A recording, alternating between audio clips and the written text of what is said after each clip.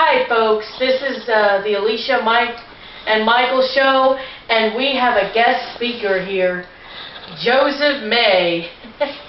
Now we were in the car just recently, and although you can't really see a clip, I guess we'll just have to reenact it. Okay. Have you heard about this whole business with President Obama authorizing 50 million illegal immigrants to work with green cards, and he did it through executive action without the approval of Congress? Yes. Well, yes.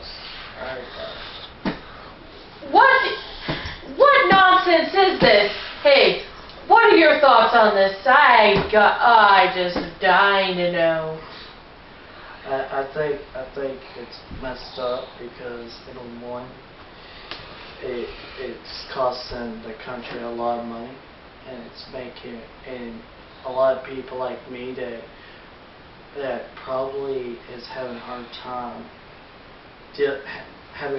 with money right now, having a hard time with money, and where we're trying to look for jobs, money that could be used for other things that we need is going to something that we really don't need right now.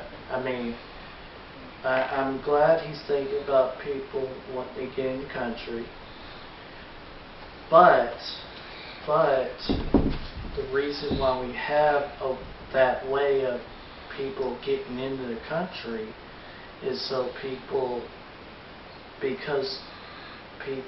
it would make it easier for people to get in.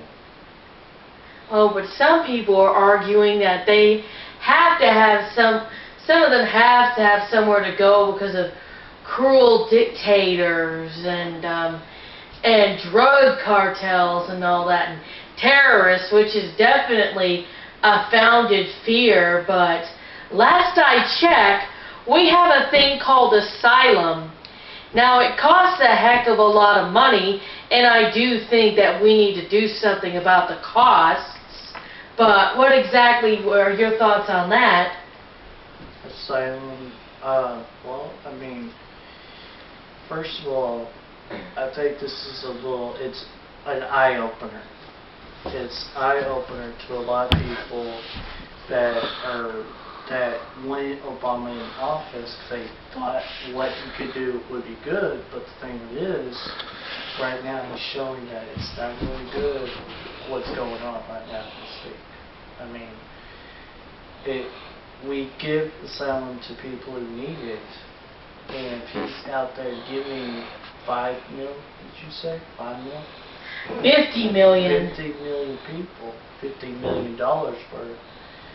And that's money that we could be using for our military or for things that we need, but he's not exactly thinking about that. He's trying to help people that we don't know much about. That could be the next person that would want to have problems with us.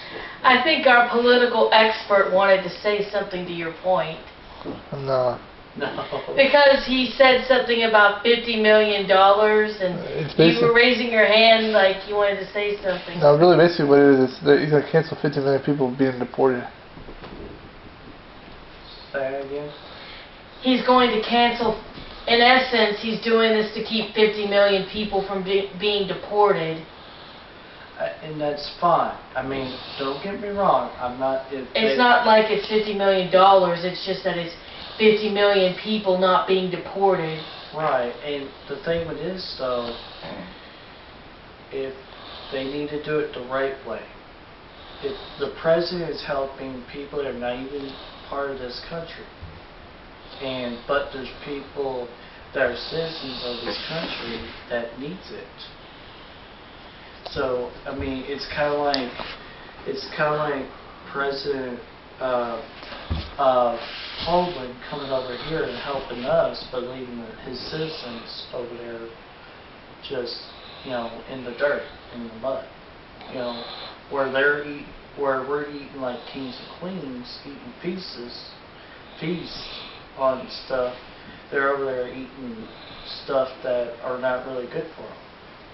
Yeah. And it kind of makes Of course, it we eat stuff that's not good for us either over here, but that's more by choice. Right, that's what I'm saying. But see, it's like, okay, if you go to a country and you're seeing all this bad stuff happening, and you come over here and tell us about it, you want to help them, that's fine.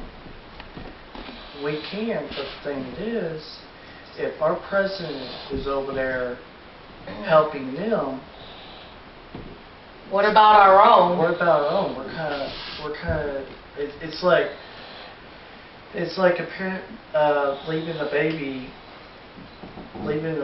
not feeding the baby, not cleaning the baby, but then they're helping the neighbor's kids. Yeah. Feeding, getting food, and getting what they need, but their kids just not exactly getting what they need. Yeah, and that's my issue. And here's the thing. We have a lot of veterans out in the street suffering, and he's worried about all these dadgum illegal immigrants. Why aren't we worried about our veterans who fought for our country? I know you can understand this, Michael, because your grandfather died in World War II, did you say? World War II? Yeah, that's what I thought. And didn't you say your father's a veteran as well? Was a veteran? My father was a veteran. My grandfather fought in Vietnam. My dad's father died in, I can't remember exactly. He died in the military too. Yes, and I also have a lot of veterans in my family. In fact, I have a cousin who's currently serving overseas. He's in Africa right now. So, a lot of military family.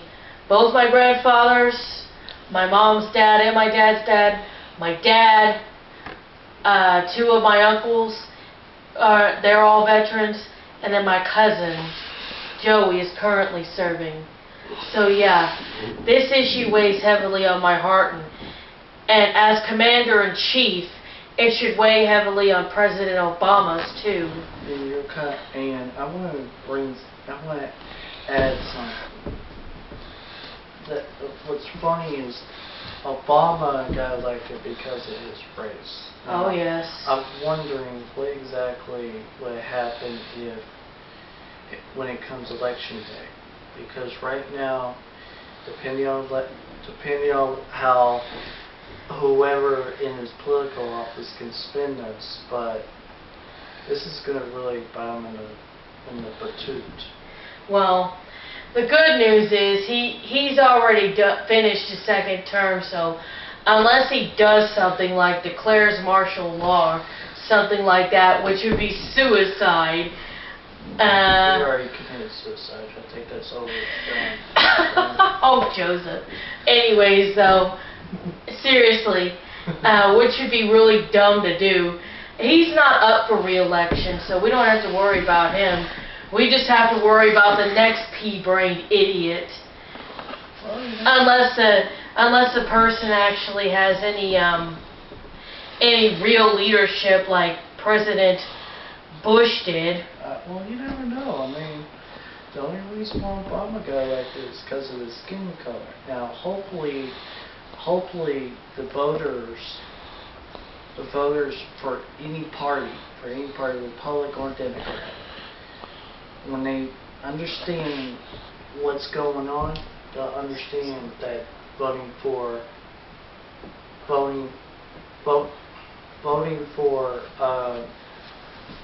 skin color is not exactly the way to go. 9 minutes. 9 minutes. Okay.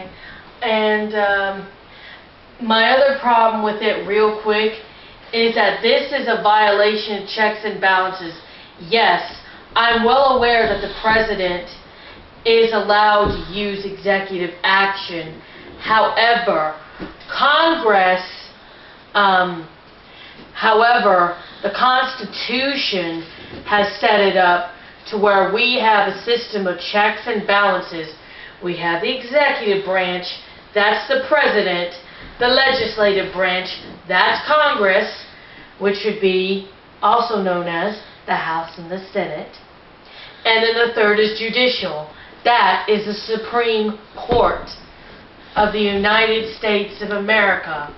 I could have just said Supreme Court, but I'm going to name it out just because I can. Anyways, though, seriously, we have checks and balances in this country, and I'm getting so tired of people talking about they think that Congress shouldn't bellyache because he has the right as president to do what he wants. No, he does not. What are our schools teaching these days that people do not understand the principles of checks and balances? I am 30 years old. I learned about checks and balances in school. What are some of these other people learning that they don't understand that system? That is what I want to know. Do you have anything else you want to add, Joseph? No, thank you. I think we're done, so for now, this is it for the Alicia and Michael show. Ta-ta.